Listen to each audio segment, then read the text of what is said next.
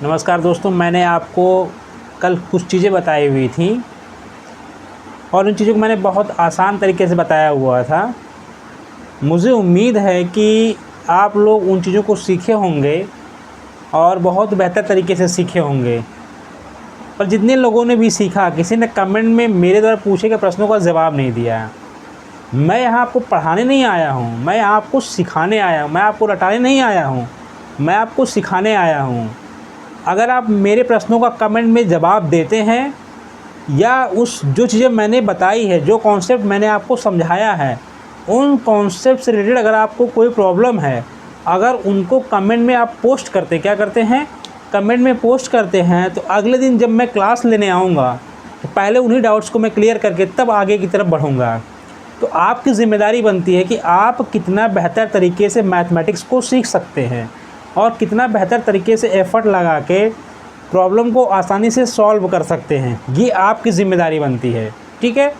कल मैंने जितने भी लॉजिक बताए हैं उसी लॉजिक में मैं आज प्रश्न करवाऊंगा। फिर अगले दिन मैं जब आपको कोई लॉजिक फिर बताऊंगा, जितने भी चीज़ें फिर अगले दिन जो भी कॉन्सेप्ट बताऊंगा उस पर फिर उसके नेक्स्ट डे फिर क्या कराऊंगा, प्रश्न कराऊंगा। और यहाँ मैं जो प्रश्न करा रहा हूँ अपने लॉजिक पे, वो प्रश्न आपके एग्ज़ाम में पूछे गए हैं। इवन तक कि सीजीएल में पूछे गए हैं, सीएचएसएल में पूछे गए हैं, अलग अलग एग्ज़ाम में पूछे गए हैं। और आप उन प्रश्न के तरीक़ों को सीख पाएंगे किस तरीके से वो एग्ज़ाम में पूछे गए हैं। अब मैंने आपको बताया हुआ था कि एंगल निकालना, मैंने आपको बताया था एंगल निकालना या फिर अलग अलग तरीके से एंगल को फाइंड करना। सेम ऐसा ही क्वेश्चन सीजीएल 2020 में पूछा गया था, जो बहुत ही आसान क्वेश्चन था। क्या था? बहुत ही आसान क्वेश्चन था। मैं प्रश्न लिखता हूँ, उसके बाद आपको फिर सलूशन उसका बताता हूँ, ठीक। यहाँ मैं अगर प्रश्न लिखूँ जो है, ये सीजीएल 2020 में आया हुआ क्वेश्चन है। ये एक राइट एंगल ट्राइंगल है। ये क्या हमारे पास एक राइट एंगल ट्राइंगल है, क्या है, राइट एंगल ट्राइंगल है, ठीक है। पी क्यू आर, क्या पूछा है, पी क्यू आर। इसकी जो वैल्यू है 13 है, इसकी जो वैल्यू है 5 है। यहाँ दिया गया है थीटा, क्या दिया गया है, यहाँ पे थीटा दिया गया है। तो पूछा था साइन, पूछा था यहाँ पे कॉस थीटा, क्या पूछा था, कॉस थीटा, क्या पूछा था, कॉस थीटा, ठीक है।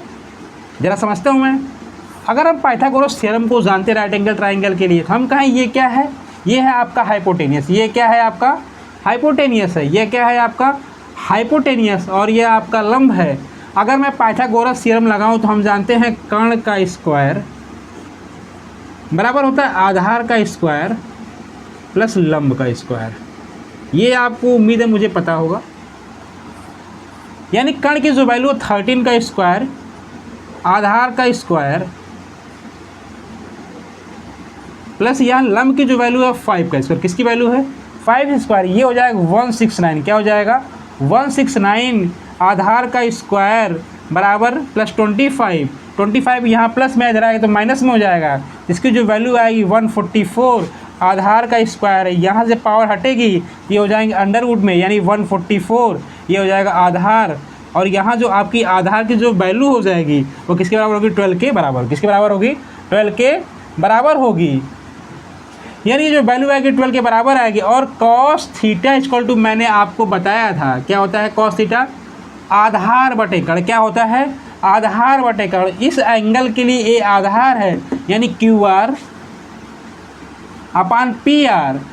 ये क्या हो जाएगा, कॉस थीटा। यानी जो वैल्यू आएगी 12/13 क्या होगी, निकल कर आएगी। क्या होगी, 12/13 निकल के आएगी। अब अगर मैं कहूँ, जरा इसी प्रश्न को फिर मैं एक बार कहता हूँ। अब कहूँ अगर मैं यहाँ थीटा दे दिया, क्या दे दिया, यहाँ पे थीटा दे दिया, क्या दे दिया, यहाँ पे थीटा दे दिया, और पूछ लिया कि हमें जो वैल्यू बतानी है वह साइन थीटा, किसकी वैल्यू बतानी है, साइन थीटा की वैल्यू बतानी, किसकी वैल्यू बतानी है, साइन थीटा की वैल्यू बतानी है। तब यहाँ जो साइन थीटा की वैल्यू हो जाएगी वह हो जाएगी 12/13। क्या हो जाएगी, 12/13। क्योंकि इस थीटा के लिए क्या हो जाएगा, लंब, और यह क्या हो जाएगी, इसे जो संलग्न साइड ये हो जाएगी आधार, और इस थीटा के लिए क्या हो जाएगा, कर्ण। क्या हो जाएगा, कर्ण हो जाएगा। यानी साइन थीटा बराबर क्या होता है, लंब बटे कर्ण। क्या होता है, लंब बटे कर्ण। ये दो क्वेश्चन बहुत ही आसान से क्वेश्चन आपके एग्ज़ाम में आए हुए थे। किसमें आए हुए थे, एग्ज़ाम में आए हुए थे। इसी तरीके से एक प्रश्न और मैं पूछता हूँ जिसका जवाब आपको कमेंट बॉक्स में बताना है, ठीक है।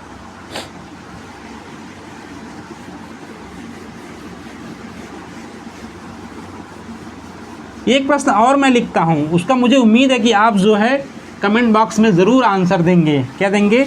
कमेंट बॉक्स में ज़रूर आंसर देंगे। इसी तरीके से प्रश्न एक और इसी पर आता है जो अक्सर एग्ज़ाम में पूछा जाता है। अगर मैं कहूँ साइन थीटा, क्या दिया गया है? साइन थीटा, क्या दिया गया है? साइन थीटा इक्वल टू 10/8, क्या दिया गया है? 10/8। तो पूछेगा कॉस थीटा। इन सारे प्रश्नों का जवाब आपको कमेंट बॉक्स में देना है। Cos theta, tan theta, sec theta, cosec theta and cot theta, इन सारे प्रश्नों का जवाब आपको कमेंट बॉक्स में बताना है। किसमें बताना है? कमेंट बॉक्स में बताना है, जिससे मैं समझ सकूं कि आप इन चीज़ों को अभी समझ गए हैं कि नहीं समझ गए हैं, ठीक है। अब मैं ज़रा अगले प्रश्न पे आता हूँ। एक प्रश्न मैं आपको और कराता हूँ, ज़रा समझिएगा इस चीज़ को। फिर उसी पर मैं एक आपको और प्रश्न भी दूंगा, जिससे आप उन किस प्रश्न को आसानी से करने के लिए कोशिश करेंगे। ज़रा देखता हूँ। अगर मैं कहूँ 20 tan थीटा बराबर 21, क्या है? बराबर 21। जहाँ थीटा तीसरे चतुर्थांश में है। किसमें है? तीसरे चतुर्थांश में है। मैंने आपको ये बातें बताई थी, तीसरे चतुर्थांश में है। तो हमको जो वैल्यू बतानी है वो हमको बतानी है कॉस थीटा, साइन थीटा। इसकी वैल्यू हमें क्या करनी है? बतानी है। ये प्रश्न आया है आपके सीजीएल मार्च 2020 में आया हुआ है। बहुत ही आसान सा प्रश्न है, जहां आपको हल्का सा दिमाग अप्लाई करना है और आप इस प्रश्न को तुरंत कर जाएंगे, ठीक। अगर मैं कहूँ 20 tan थीटा, क्या है? 21, क्या है? 21। तो जो हमारा यहाँ tan थीटा निकल कर आएगा 21/20, क्या निकल के आएगा? 21/20। मैंने आपको बताया था tan थीटा इक्वल टू होता है लंब बटे आधार। क्या हो जाएगा? लंब बटे आधार, ठीक। अगर मैं यहाँ पाइथागोरस थ्योरम से मैं कर्ण की वैल्यू निकालूँ, किसकी वैल्यू निकालूँ? कर्ण की। तो कर्ण की जो वैल्यू निकल के आएगी, यहाँ पर लिखता हूँ, कर्ण की जो वैल्यू निकल कर आएगी, कर्ण का स्क्वायर होता है लंब का स्क्वायर प्लस आधार का स्क्वायर। किसका होता है? प्लस आधार का स्क्वायर। यहाँ लंब मेरा है 21 का स्क्वायर हो जाएगा 441, 20 का जो स्क्वायर हो जाएगा 400, क्या हो जाएगा? 400। इसकी जो वैल्यू आएगी 841, यहाँ फिर क्या हो जाएगा? √841। ये जो वैल्यू आएगी 29 की, क्या वैल्यू आ गई? 29। यानी कर्ण की जो वैल्यू निकल कर आई है वह 29 के क्या है? बराबर आई है। अगर मैं cos थीटा इक्वल टू होता है आधार बटे कर्ण। क्या होता है? आधार बटे कर्ण। लेकिन यहाँ इसने प्रश्न को ट्विस्ट किया है। किस चतुर्थांश में है थीटा? थीटा तीसरे चतुर्थांश में है। किसमें है? तीसरे चतुर्थांश में है। अर्थात जहाँ cos थीटा की वैल्यू क्या होगी? निगेटिव होगी। क्या होगी? निगेटिव होगी।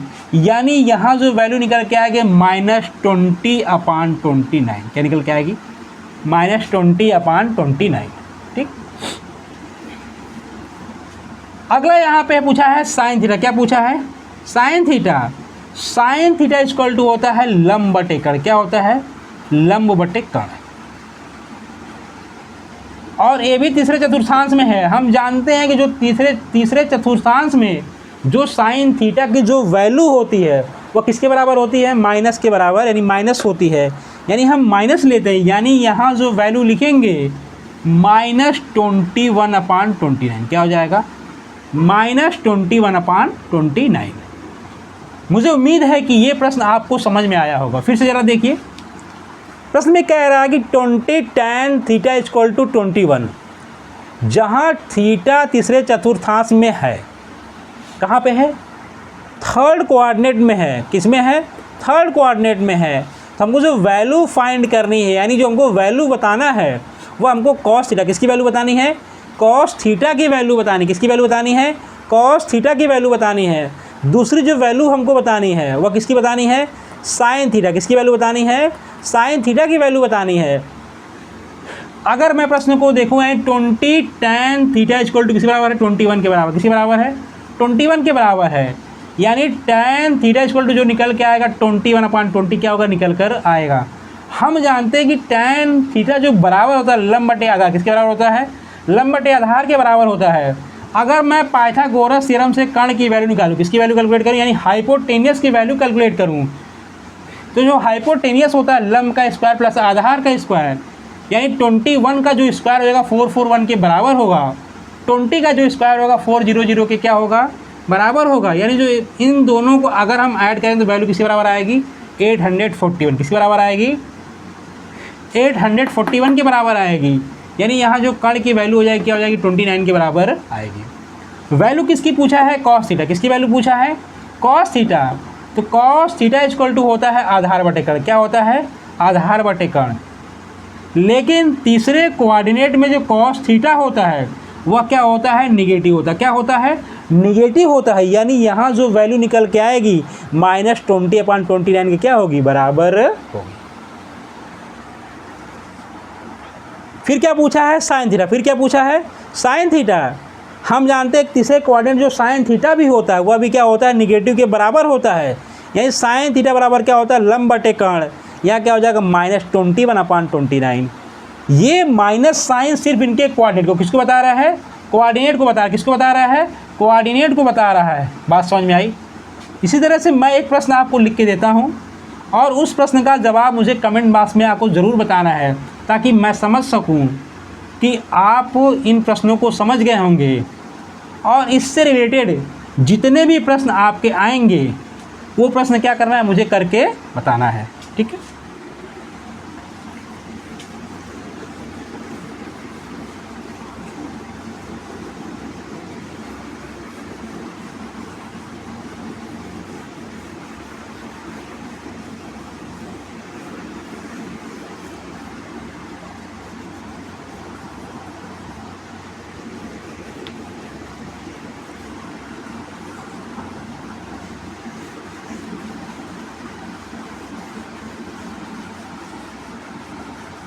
जरा देखिए,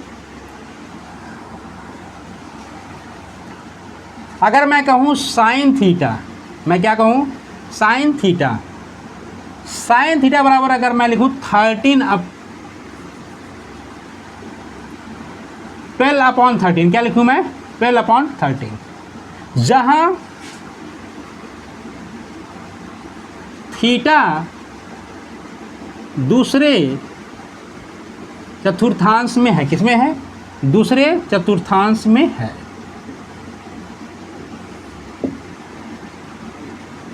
चतुर्थांश में है। ठीक है? तो हमको जो वैल्यू बतानी वो बतानी है कॉस थीटा। क्या वैल्यू बतानी है? Cos theta. फिर वैल्यू बतानी है हमको टैन थीटा। फिर जो वैल्यू हमको बतानी है कॉट थीटा। फिर जो वैल्यू हमको बतानी है सेक थीटा। इतनी वैल्यू हमको बताकर आपको कमेंट बॉक्स में कमेंट करना है।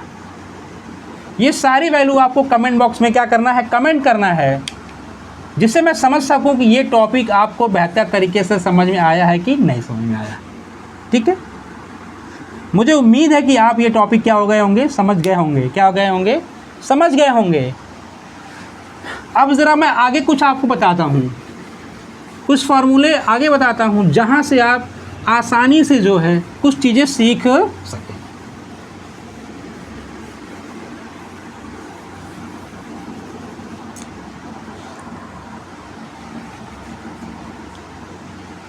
पहला फार्मूला मैं आपको लिखता हूँ यहाँ पे, sine square theta plus cos square theta किसके बराबर होता है? 1 के बराबर। किसके बराबर होता है? 1 के बराबर होता है। दूसरा फॉर्मूला मैं लिखने जा रहा हूँ, sec square theta minus tan square theta, यह भी किसके बराबर होता है, 1 के बराबर होता है। तीसरा जो फॉर्मूला मैं लिखने जा रहा हूँ हो जाएगा cosec square theta minus cot square theta, यह भी किसके बराबर होगा, 1 के बराबर होगा।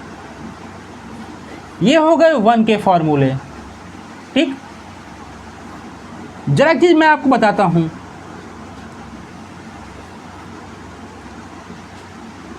साइन 2 थीटा क्या होता है, साइन 2 थीटा, साइन 2 थीटा बराबर 2 sine theta into cos theta. बात समझ में आई है, कोई दिक्कत नहीं। जो अगला फॉर्मूला मैं लिखने जा रहा हूँ, कॉस 2 थीटा क्या होता है, कॉस 2 थीटा,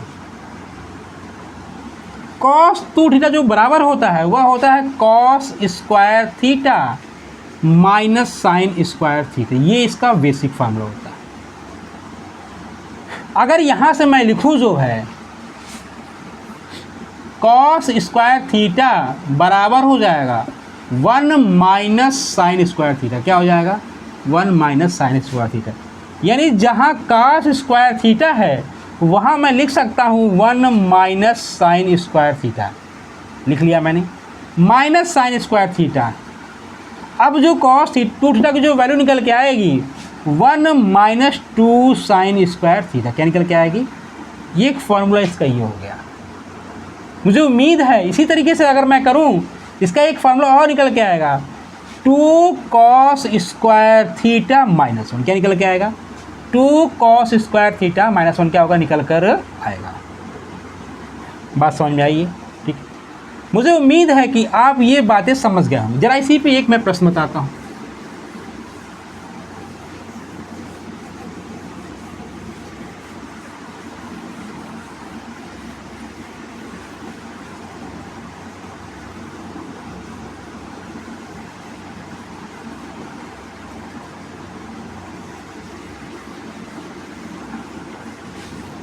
इस पर जो प्रश्न पूछते हैं जरा उसको हम देखते हैं कैसे पूछते हैं।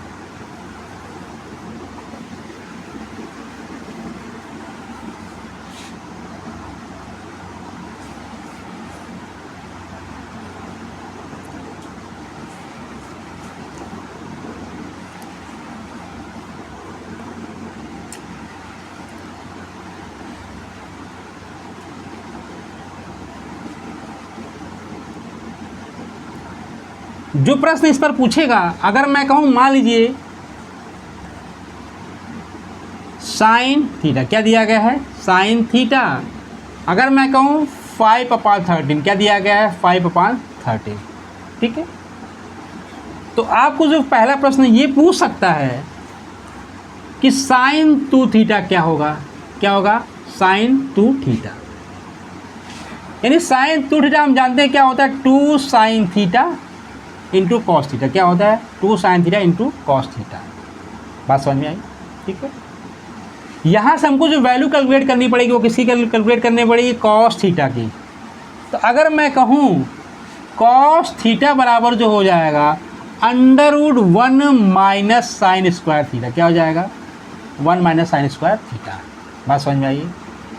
यानी ये क्या हो जाएगा फिर 1 माइनस 25/169, यानी इनकी जो वैल्यू निकल के आएगी 169 माइनस 25/169, यानी 144/169, यानी जो वैल्यू निकल के आएगी 12/13। ये बात समझ में आई कि नहीं समझ, बात समझ में आई। यानी अब यहाँ मैं वैल्यू रखूँ तो क्या हो जाएगा, 2 × 5/13 इंटू 12/13। बात समझ में आई है। ठीक है, यहाँ से मैं कैलकुलेट कर सकता हूँ जो इसकी वैल्यू निकल के आएगी 120/169, क्या निकल के आएगी, ये जो वैल्यू निकल के आएगी किसी निकल के आएगी, साइन थीटा क्या होगी, वैल्यू कैलकुलेट होके आएगी। बात समझ में आई। धन्यवाद।